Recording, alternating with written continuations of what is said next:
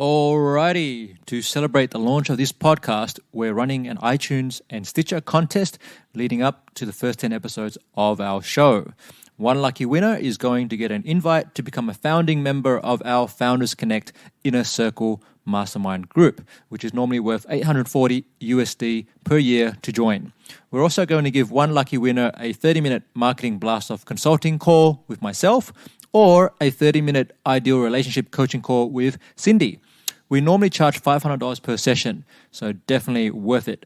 You can also win user licenses to a couple of our favorite online marketing tools, thanks to our awesome contest partners. We'll announce the winners on episode 11, so if you'd like to become a founding member of our Founders Connect Inner Circle or get some marketing or relationship coaching, head on over to foundersconnect.co/win to enter now. Welcome to Founders Connect podcast. We help lifestyle entrepreneurs to grow their business online and create a happier marriage. Did you know that approximately 45% of marriages end up in divorce and 65% of all startups fail due to founder conflicts? Well, we're here to change that. Each week we bring you an inspiring guest and practical tips to help you with business, relationships, and sustainable living. Now let the fun begin!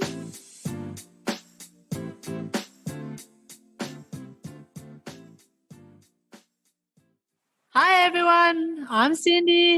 And I'm Ants. And we're from Founders Connect. And today we are welcoming to the show our good friend Benjamin Dell, who is the founder and CEO at MissingLettr.com. Now, Missing Letter is missing a letter in the name. So that's right. It's a social marketing automation company that automatically creates 12 months worth of social content for each blog post you publish. We're a client. We've been using the tool since it began. So I'm really excited to have Ben on the show. He previously owned a web agency for over 10 years, which has been acquired. And during that time, he also launched a number of SaaS startups, 2 of which have been sold. Now, Ben's passionate about empowering businesses and brands with tools that help them succeed. Welcome to the show, Ben. Hey, pleasure to be on. Great to meet you both. So I want to ask you, Ben, on a scale of 1 to 10, how weird are you? Well, as you were saying that, I was thinking, don't be a boring 1 to 10 scale. Go on, make it 1 to 12 or something else. So maybe that kind of answers it. I like to be a little bit different, I suppose. I don't necessarily buy into the norms that you have to do things a certain way. So in that regard, I suppose I'm a little bit weird. But yeah, no weirder than the other guy, I suppose. We can all have our weird. I got people saying 12, so I don't know. What's your number? 12's too low, maybe. Yeah, I need to shoot for the moon more. Maybe it's 1 to 56, just to be random. 56! Excellent! You're topping it. What kind of kid were you in school? Rather embarrassing. I think it was a good... Well, so I went to school where my dad was the headmaster. And in fact, not only we lived in the school. It was a boarding school for girls, but a day school for boys and girls. You know, I was allowed to be there, but it was very strange. So we would have Sunday dinners with the boarders on the Sundays, and then we would play rounders on the pitch in the afternoons. It was a very idyllic sort of childhood in many regards, but very strange because my dad was the headmaster. So when you go through those natural sort of phases where this girl fancies you or you fancy them, or I couldn't do any of that because I was just always thinking my dad's going to be walking to the room any second now. I mean, this was primary school, so this was only happening in the final sort of couple of years. The embarrassing memory that immediately came to mind when you asked me that was actually in secondary school when I first went there, and I was that guy that turned up to school with a briefcase. So I think it was destined that I was going to be a businessman of some description. I quickly got rid of it. I think I did it for about 2 days, and then I realized that no one else was carrying a briefcase with them. Maybe I should ditch that and leave it at home. I think you just intuitively knew that you had to stand out and you were different. Maybe. I love that. I love that. All right, cool. So if you had all the time and money in the world, what would you be doing?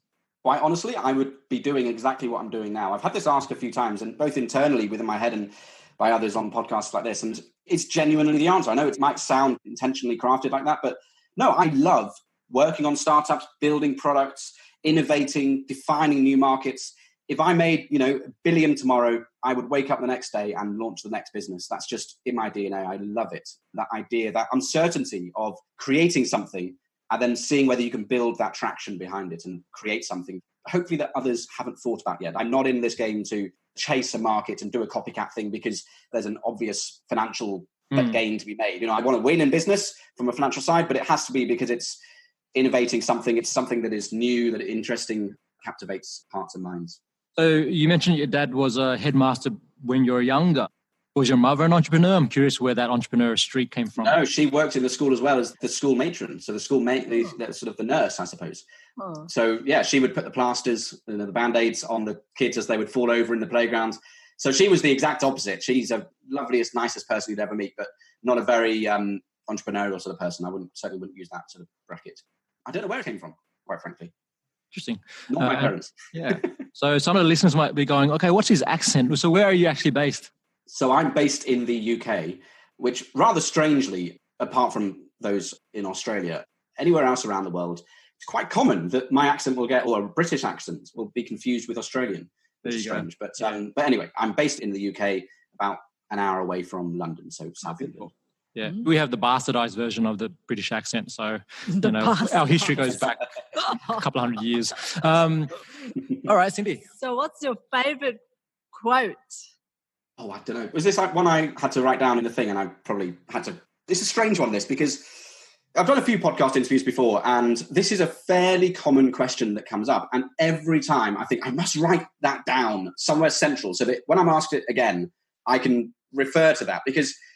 A, I've got a terrible memory, and B, I just find it so boring to have a quote. I'm sorry if people like quotes, affirmations and everything else, but I don't know. I think they serve a purpose. I suppose they can serve a purpose to sort of boil down something to an essence and help remind you of some motivation that you might need and something else. But quite frankly, if you need a quote to help you with that, you're doing something wrong. That's just me skirting around the subject because I can't bloody think of one. All good. So let me have to do. Yeah, let me reframe the question then. What is a belief that you have or something you say to yourself that drives what you do and who you are? Yeah, good catch. Putting me on the back foot again. Let me see. So I'm a big believer in doing rather than just listening and reading and consuming. I think clearly there's a wealth of knowledge out there, particularly in this day and age with the web, to really consume and take advantage of people's lessons and failures along the way. So do that. Don't stop doing that. I'm a voracious reader of business biographies. I love the Rubber Baron era back from the 1900s and all that sort of stuff. So I love all that sort of stuff, but take it for what it is and not what you want it to be. It's not that sort of silver bullet that's going to solve all your things. So I'm a massive believer in knowing when to draw a line in consuming that content, that knowledge from celebrities that you follow online, and then realizing that at some point you have to take the action to actually put something out into the real world, even if it fails, because you just got to, it's that silly old Silicon Valley thing, fail quickly, all that sort of stuff. But that's something that I hold incredibly close to my heart. If you're not setting goals and actually delivering something, then you're basically doing nothing because it's just an idea that you might be building. You might be tricking yourself that you're doing something because you're building stuff or you're writing that essay. But if you don't publish it, or if you don't launch the product, or if you don't get it out ugly in that first stage, then you might as well have not started in the first place. So get really good at working that muscle. And that's something that I just constantly drill into my head. If I'm working on something, it's like, well, that's great, I'm working on it, but what is the goal here? What is the next goal? Is it to launch it in next week? Or if not, is it to launch it the week after? And if not, when is it that I'm planning to launch it? Having a deadline focuses the mind really, really well. Really like that. Action is king. There you go. Yeah. So who's been one of your greatest mentors in your life or in your career, and what did you learn from them? I alluded to the business biographies that I read, and I know when you said that, asked that, you probably are thinking real life people that work with me now. Perhaps I'm a very bad mentee, so I draw my inspiration and advice in that sense from people that I've read about in the past. Richard Branson being probably the most recent, and Elon Musk and those sorts of people, and Steve Jobs. But more so in the day, I love the Robber Baron era, Andrew Carnegie, Rockefeller, JP Morgan. I love reading those sorts of rags to riches stories and how they've really built something from nothing. And those are the ones that inspire me and help me along. In terms of pure mentorship, as I said, I'm really bad at being a mentee. I hate being told advice. I like to go and seek it rather than be given it. It's a weird effed up thing in my head. I need to work it. I need to fix that first before I can really be open to proper mentorship sort of relationships. Well, it's interesting because it seems to be working for you. So I wouldn't say correct something that's already working, Well, yeah, but, you can always do better. So, if you talk to someone who's done a $100 million business and you say to them, look, I'm terrible at mentoring, this is how I've always done it. Well, they're obviously going to come back to you and say, have you ever achieved a $100 million business? And I'm like, no, maybe you need to change what you do then. So it is all about perspective and what is the next level you're trying to get to. And so, I think in reality, I do need to get better at that. I'm not ready to do it now, so don't push me. But I think at some point I probably do need to evolve and just allow myself to be opened up a little bit more. Ooh. So what is MissingLettr and how did it begin? So MissingLettr, as you mentioned at the beginning, is a social media automation platform. It's kind of the antidote to the buffers out in the world where, as brilliant as they are and amazing as the companies are, they do two aspects of the social promotion really, really well. They do the scheduling and then the distribution. So they will help you schedule it so you can pre-schedule stuff in the future. And then they do the sending out. So they will, set it and forget it, and they'll post it out to your social accounts over that period, over the next year or whatever. But what they don't do, and, for right reasons, that's not their game, they leave it to you to create the content in the first place, which, you can very easily argue, well, of course, you should create the content. Only you know what you want to write. You don't want a robot writing it for you. But the reality is that there are many, many situations where a robot can do it far better than you can. And if it's solely on you to write the content, as I have found myself using tools like Buffer so frequently, you fail to turn up because you have to build that habit to turn up every day or every few days to keep your buffer or queue topped up. So it requires a human habit to be formed to really use these tools successfully. On the flip side, MissingLettr, we do the standard scheduling and then the distribution, but we create the content for you as well. But specifically for those companies that blog. So whether you're an individual and you're a consultant and you're a coach or a brand and you're blogging, or whether you're a business or an enterprise and using blogging as part of your content marketing strategy, it doesn't matter. Our job is to help drive traffic and engagement for each of the blog posts that you create. So we essentially, when you click publish in WordPress or whatever the platform is that you're writing your blog posts in, we detect that within about 20 minutes. We'll create 12-month social media campaign off the back of that. So we're extracting quotes and phrases that we think will work well. We'll recommend hashtags. We'll extract images if you've placed them in there. And we'll also generate branded quote bubble style images for you as well. And then we package all of that up into a 12-month long campaign that you simply need to review. So within about 20 minutes of you publishing your blog post, you'll get an email from us saying, hey, new campaign, click here. You'll go into MissingLettr. You can cycle through different options if you want to.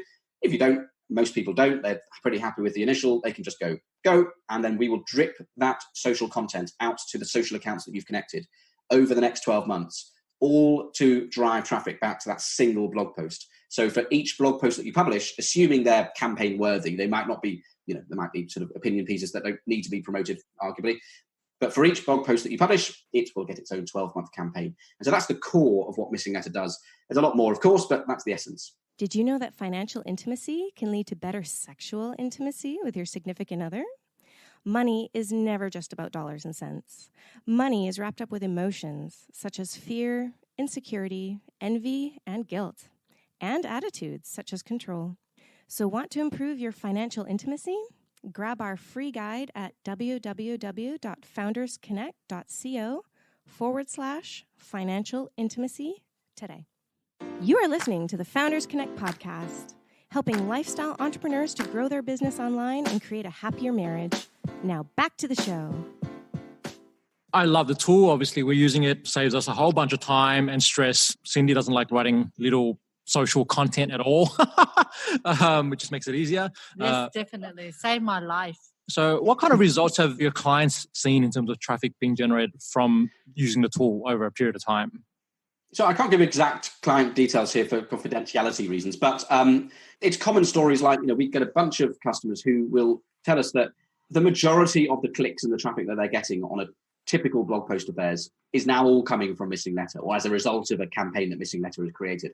And that's a very, very common sort of case where, you've got different sort of stages of a business that might use MissingLettr. You've got those that are fairly small business or a solopreneur and they're blogging as part of their primary output. And they don't necessarily have a huge amount of traffic already. And so MissingLettr is, in those situations, providing the majority of the traffic for them and just helping create that constant flow of traffic so that they can then convert them or do whatever they want to do once they're on their site. And then you've got it all the way up to the other end where they're bigger companies and it becomes an element of their traffic generation, but a meaningful one because it helps provide, in addition to the traffic, that presence and that activity on their social channels. It helps keep them fresh and alive. And so it's those sorts of things.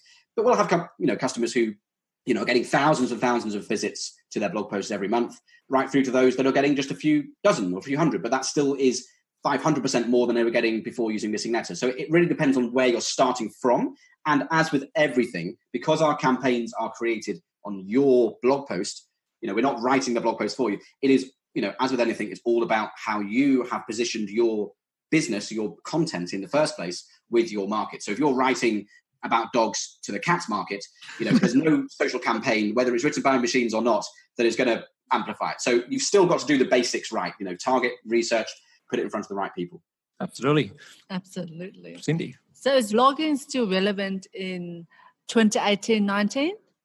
Yeah, I think so. I think it's an interesting market as it's evolving, because over 91% of businesses blog as part of their marketing strategy. It is crazy.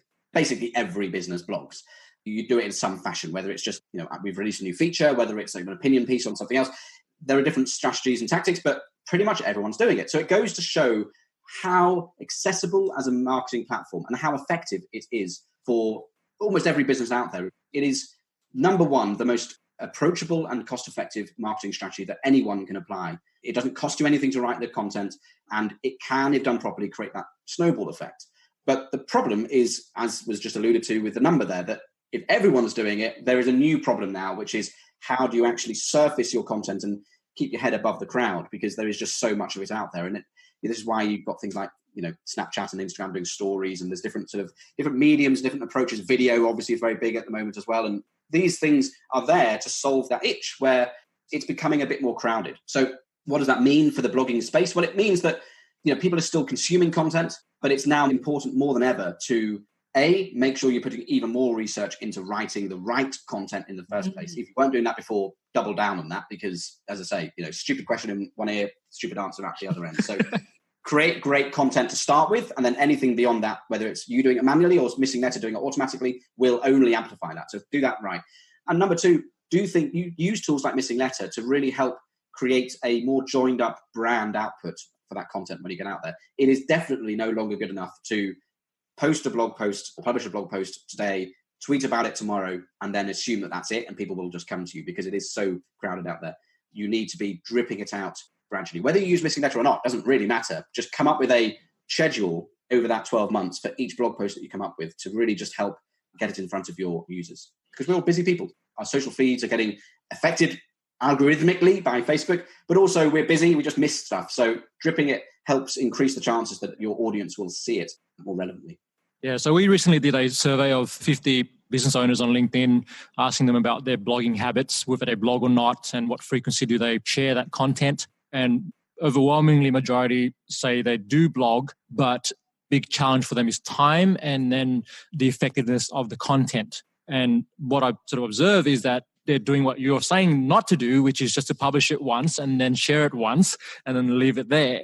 All right. And so I think that's the real advantage of having a tool like MissingLettr, because you can actually then automate to some degree the constant promotion of that content. And that's, I think, where a lot of people fail to focus on is the promotion part of the blogging process, right? Yeah. I was reminded that 91% stats in the same survey, I can't remember the exact number. The 91 was the exact one, but I can't remember the follow-up. It was somewhere, it might be 70, but I'll say 50 to 70 just to be safe. About 50 to 70% of that 91% cohort were moderately satisfied with the results of the blogging that they were doing, which totally ties in with what you're saying there, that doing it, they know they should be doing it. There's huge opportunity in blogging, but they're not quite getting the results that they want. It's delivering results, but it's not quite as effective as they think. And it's probably for reasons, as you say, that they're not quite thinking about how they promote it and what they do to get above the crowd. All right, so I think we've got that one. All right, Cindy, you like this question? Yeah, definitely do. So what bullshit do you see going around your industry that you disagree with? What bullshit? Yeah.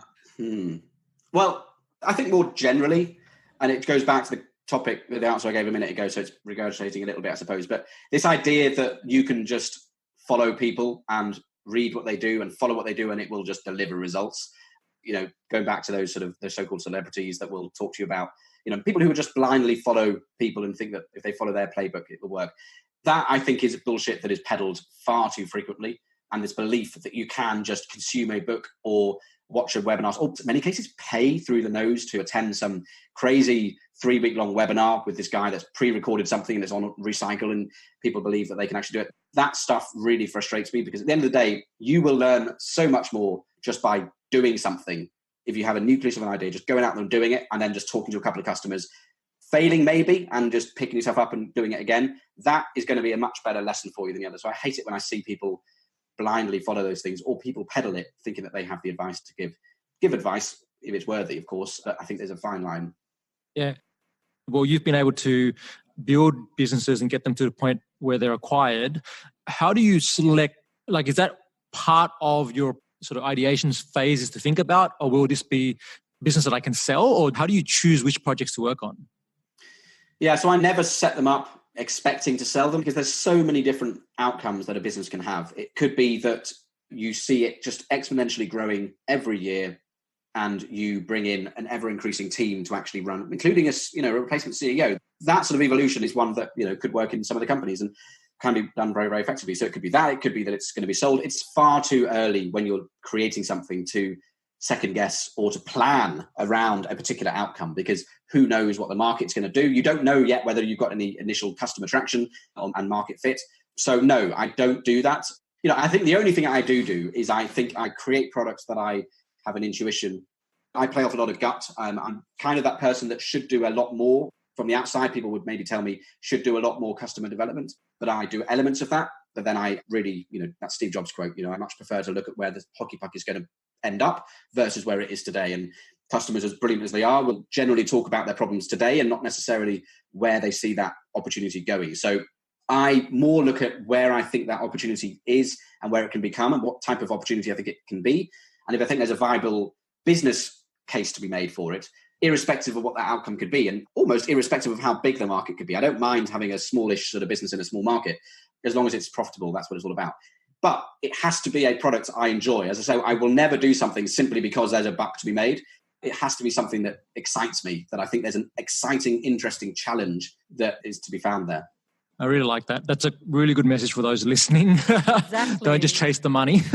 Enjoy the journey. Definitely. And it's too easy to chase the money, and it will trip you up later on, because you will drain your whole soul, because you'll never make the money as quick as you think you can make the money. And therefore, you will be in a business for longer than you think that ultimately isn't fueling you emotionally and intellectually and everything else.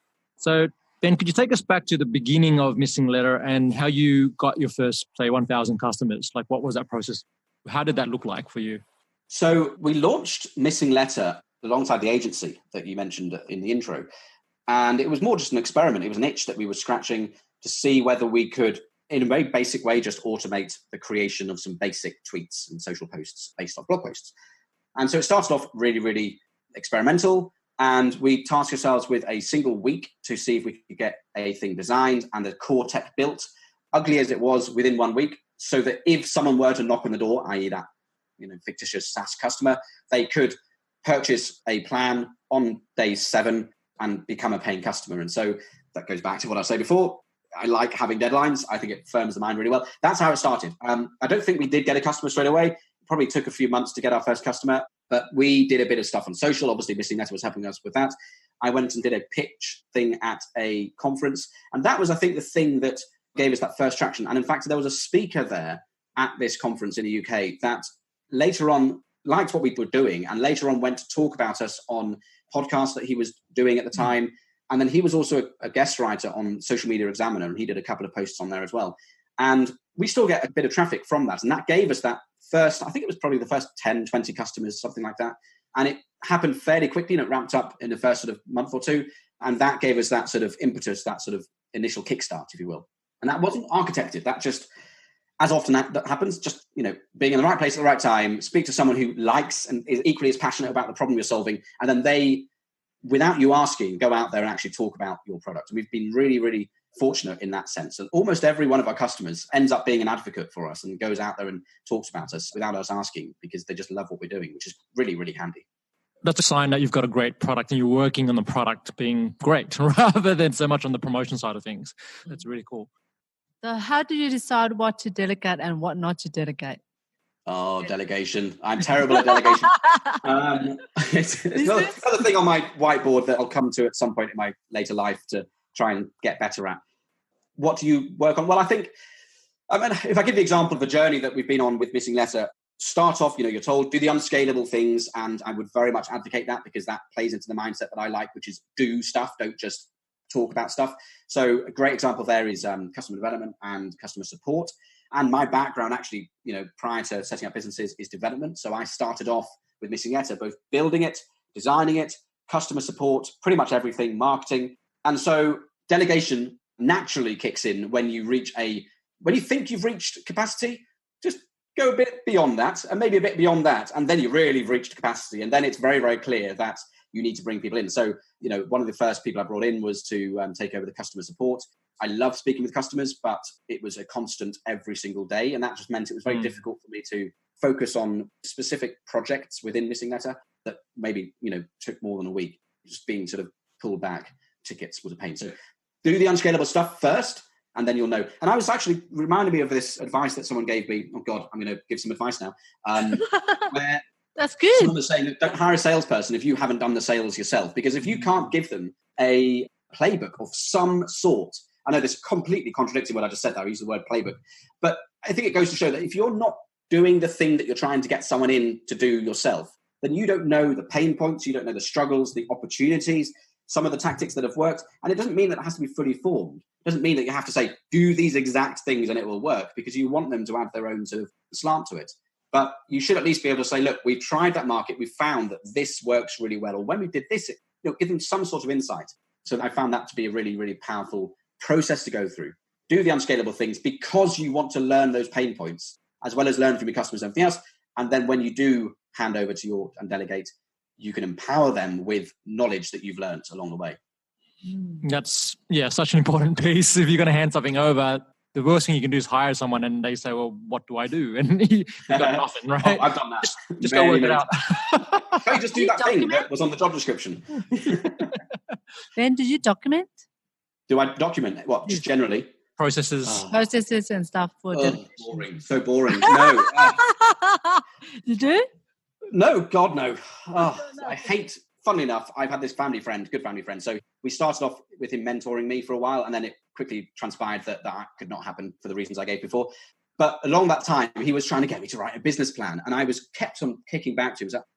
I'm going to kill myself if I have to write this business plan. It's just, I know what I need to do, and I know there's gaps in that. And I know there's a bit of intuition baked into there. But, I'm speaking with customers every day, and I'm doing stuff, and I'm seeing what's actually happening. And I can hear the $1 million businessman listening to this going, yeah, but if you really want to scale to that level, you need to write a business plan. So again, it's one of those things that I probably need to document more. I probably need to be a bit more thoughtful in those sorts of senses, but that's not kind of my DNA. I'm much more of a gut sort of person.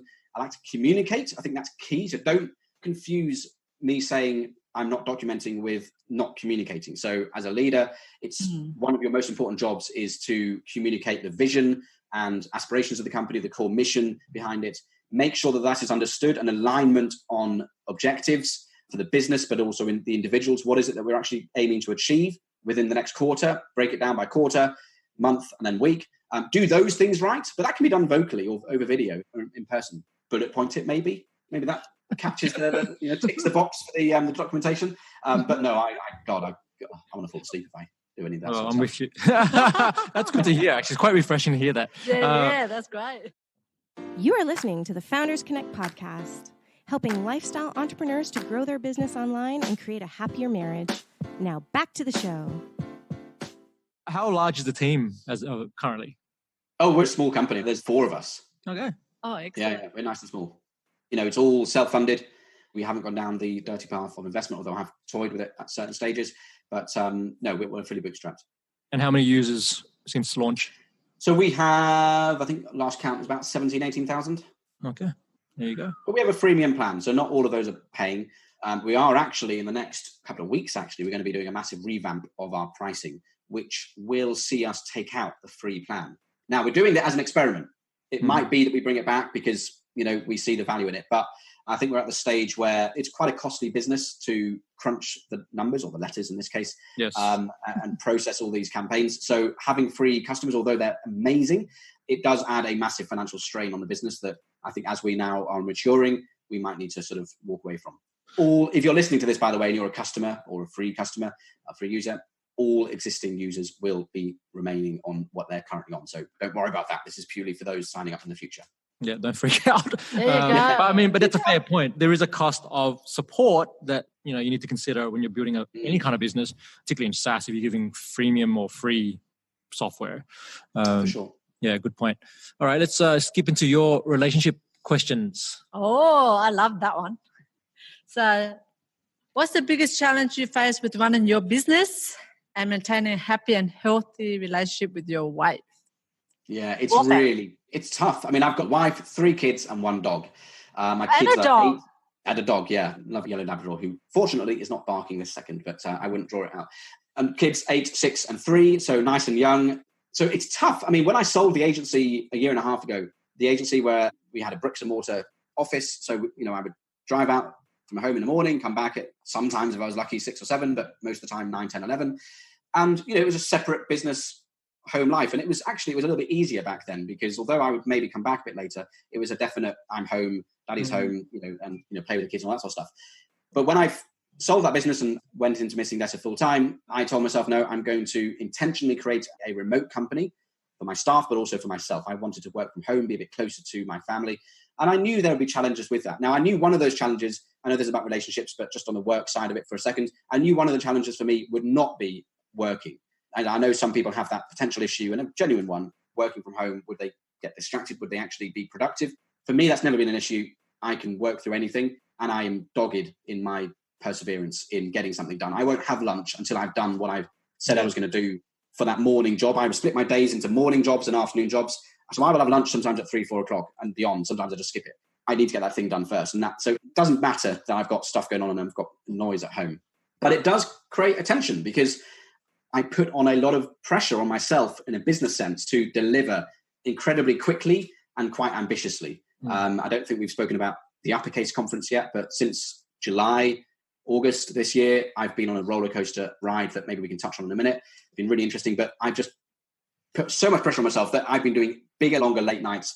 And that is tough because it's one thing to come home late and then see your kids. It's another for them to see you working. And I suspect they might very naturally be thinking, I'm ignoring them, versus they might not be thinking that if I'm out in the office, but still working the late hours. So you've got to be very careful about that. And I'm not doing a very good job at it, I think, in the week to do better.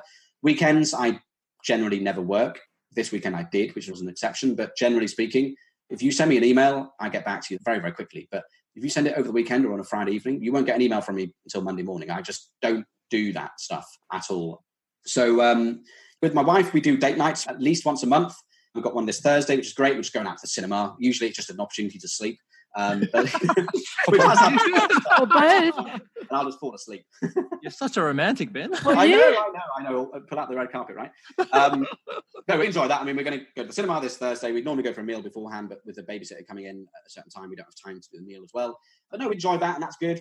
But we need to get better. But my wife is a very, very pragmatic person. She knows that we are in a certain stage where there's a lot of opportunity and it has to be capitalized on. If I were to, she doesn't want me to slack, put it that way, but she wants some balance and she wants some chores done and she wants me to put the bins out and all that sort of stuff.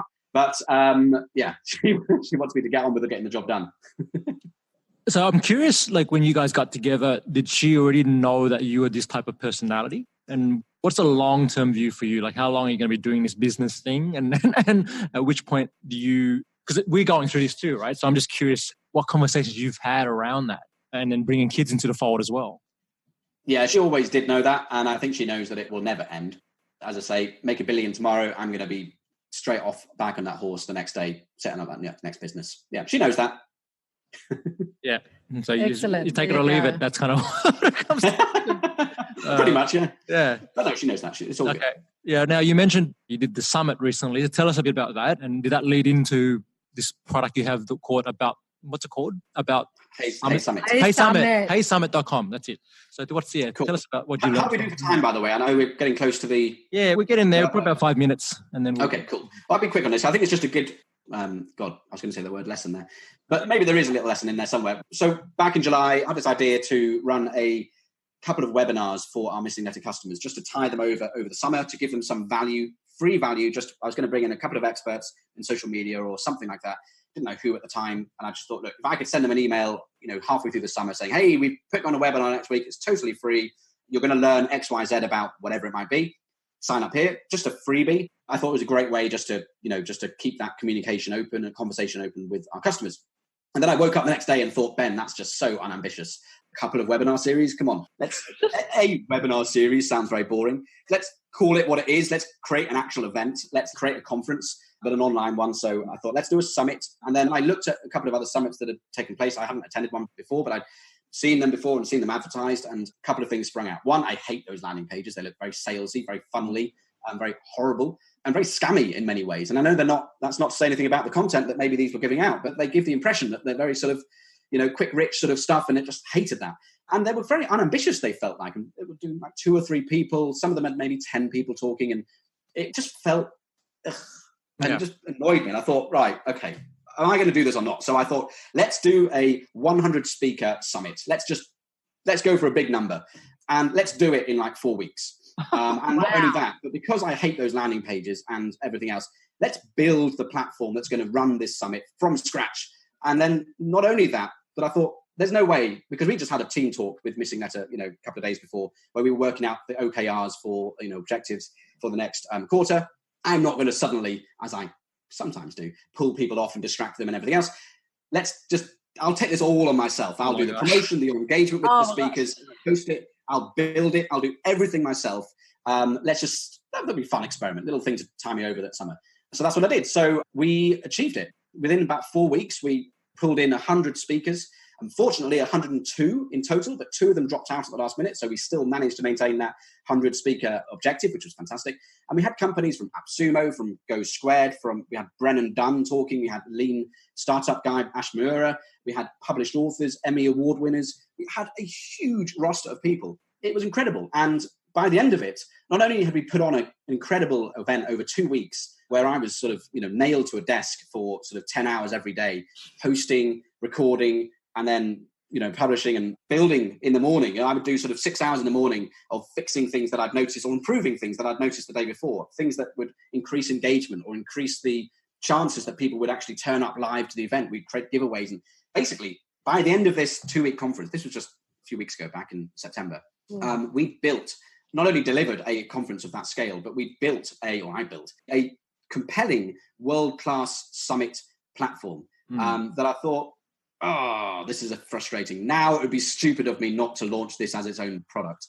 So I got myself into a bit of an unescapable corner there. So it was very clear to me that there was an opportunity, because we'd already seen a bunch of people who were using the platform, both as speakers and also as attendees, going, where did this come from? This is like, I've never seen. I mean, as speakers, we were giving them stats on the demographic breakdown of people that were attending their talk. How many were booked into that talk? They were able to do things and see things that they'd never seen before as speakers. So it was very clear that I had to build it out as a product. And so that's the journey that I've been on over the last 8 weeks, in fact, 4 weeks, because I gave myself 4 weeks after the end of Uppercase, the conference that we put on for MissingLettr, to actually launch the official new product to the public 1st of November of this new platform called Hey Summit, which was based on a platform that we built for Uppercase. And that happened last Thursday. And we're doing a big public launch on the 23rd of November, because I like dates, of this month. So we're doing a big Black Friday promotion around it. So it's kind of been like a soft launch on Thursday last week, and then it's going to be a more official launch. I've got 25 customers already through a pre-sale that we did. Not a big number, but a good number that, you've got to get past that first customer, right? Yeah. We've got 25 of them, so that'll tick that box. And so that's where I am at this stage. Wow. A really great journey there. I just get a sense we're talking to a robot. Like this is, Exactly. You are incredible before that ambition. Okay, so we're going to wrap this up. Cindy, do you want to answer the next question or ask the next question? Okay. Sorry. So it's very easy to get serious as an adult, right? So how do you make fun a priority in your life and also in business? I don't know. Hopefully you've seen through this conversation that I'm a little bit energetic with how I approach things and conversations and everything. And I think that carries through to everything I do. So I will do a little dance around the room, or I'll, some days I'm a little bit somber as well. It's not all song and dance, but I try and be silly with my kids. I think that's probably the simple answer there, and not the obvious one, but the best one. I think it's being silly with your kids. And my 3-year-old is so silly. He's brilliant. He's going to be such an actor, but he will come in and do a stupid face, a little dance, and it can't help but put a smile on your face, and you just give him a little snuggle and be stupid around your kids. I think it's just such an excuse, such an easy excuse to be unbridled in your stupidness and weirdness and funness. to use 3 words that don't exist, that you shouldn't not be doing it. And you feel so much more alive at the end of it. I love doing it. Fantastic. So it's an excuse to be a kid as well, eh? Yeah, definitely. Well, I was going to say, they remind you to be that. Like you already have it in you, right? Yeah. All right. So after it's all said and done, what do you want to be remembered for, Ben? Achieving things, like delivering stuff that actually solves problems, like not just vaporware. Brexit is big over here, so that's just a topical example. Like not just releasing something because an app on Brexit because people are talking about Brexit. Not just something because it was just felt like it was of the time, but something that was like, damn, that was an idea or an edge case or an opportunity that I didn't even know there was a problem. But now I see that. That's kind of cool. MissingLettr being a great example. And Hey Summit, why has no one created a platform that really helps people solve these problems before? I like those sorts of challenges, and I want to be remembered for delivering successful businesses in those sorts of spaces. You're well on your way, and we wanted to acknowledge you for being the great person you are and the things that you're doing, and for joining us on the show today. Thanks, Ben. Hey, pleasure. Thanks so much for having me. Thank you for your great energy. And for those of you listening, I also wanted to thank Ben for partnering up with us to basically put up a prize for our giveaway. So we are offering a business plan license for MissingLettr, and all you need to do is head over to our giveaway page, which is foundersconnect.co/win, to enter that and have a play of the tool. We will be putting up a couple of videos on how to use the tool, because that's something that will save you a bunch of time. And I'm looking forward to playing with the Summit tool as well when it comes out. Cool. And maybe you can get me on another time and I'll tell you about the third business that I launched last week. Uh-oh. Here we go. Little cliffhanger. All right. They just keep on coming. All right. For everyone else, hit subscribe, hit share, and we'll talk to you real soon. Thanks, Ben. Cheers, guys. Take care. Bye. Alrighty, so that was our interview with Benjamin Dell, founder and CEO of MissingLettr, and also a couple of other new tools which will be coming down the line. So, Cindy, what was your key takeaway from that conversation? My key takeaway is action is king. So he's actually a really action taker person, and even if you're testing the market, you still need to take the action to test it and validate your idea by using actions, not by just learning through books and tutorials and videos and etc. Yeah, I love that as well, because it's easy to get caught up in watching a bunch of videos or going to seminars or doing courses. But at some point, you actually have to get out and speak to people, customers, and understand how to solve their problems. That's really cool. Is that your takeaway? Hello, get another one. That's mine. My takeaway is, tied to that is always be experimenting, and when it comes to relationship, really sharing with your partner, in this case, Ben did with his wife, who he was and who he is and who he will always be, and that you need to accept your partner for who they are.